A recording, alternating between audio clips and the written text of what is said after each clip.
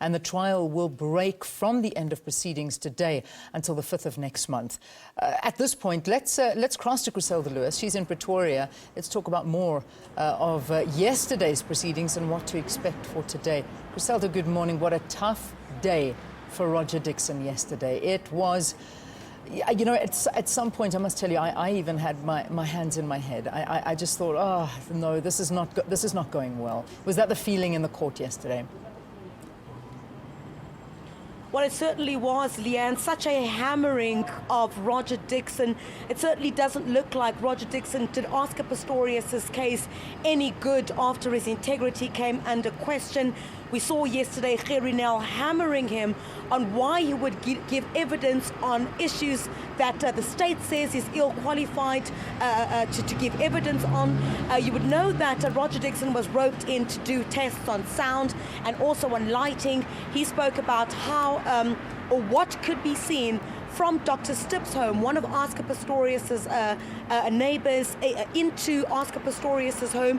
He also did some sound on a cricket bat hitting the door and the gunshots, trying to differentiate between the different sounds, and he came under intense scrutiny. At one point, he had to concede that he was not an expert in any of these critical aspects of the case, and basically we saw Gerrie Nel getting very annoyed, and it was quite shocking, Leanne, especially because of an analyst's view of Oscar Pistorius' showing when he was under cross-examination by Gerrie Nel. And then again now for this forensic geologist Roger Dixon then to be the next witness who was hammered just as much on the stand.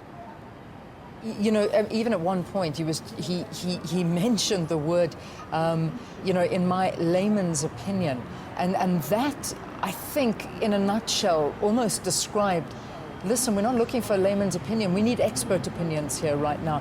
He almost gave it away at that point. And I do know today he is bringing documents. So this cross-examination is expected. Perhaps something can be salvaged from yesterday? Well, perhaps, Leanne, we'll have to see what the documents that Roger Dixon was summoned to bring. Those are reports from the evidence that he conducted.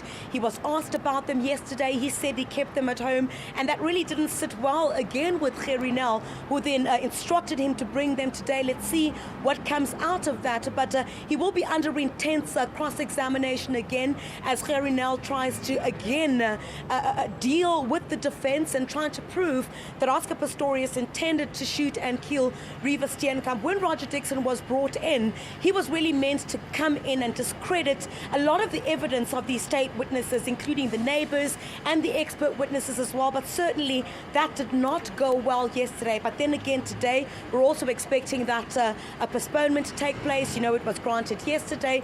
We'll be away for 2 weeks, but most certainly we will be keeping you updated with more information regarding the Oscar Pistorius trial during the course of the following weeks to see basically what we can expect when we do resume again.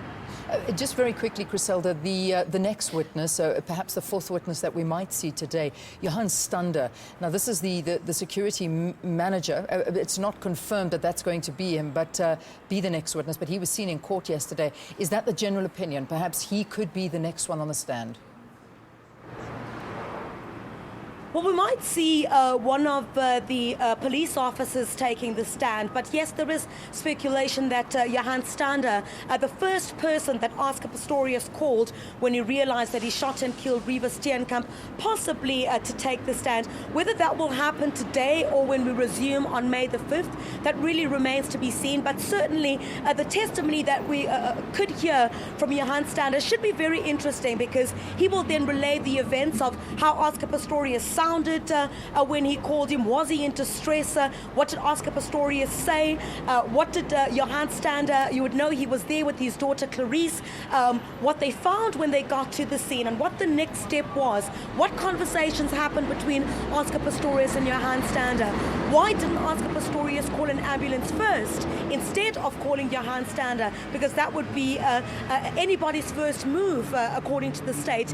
If you found that you've shot and killed someone, If Oscar Pistorius says he wanted to save Reeva Steenkamp's life, why not call an ambulance first? And why call your handstander? Okay. Chriselda Lewis outside the North Gauteng High Court. The trial continues today at 9:30. President Jacob Zuma's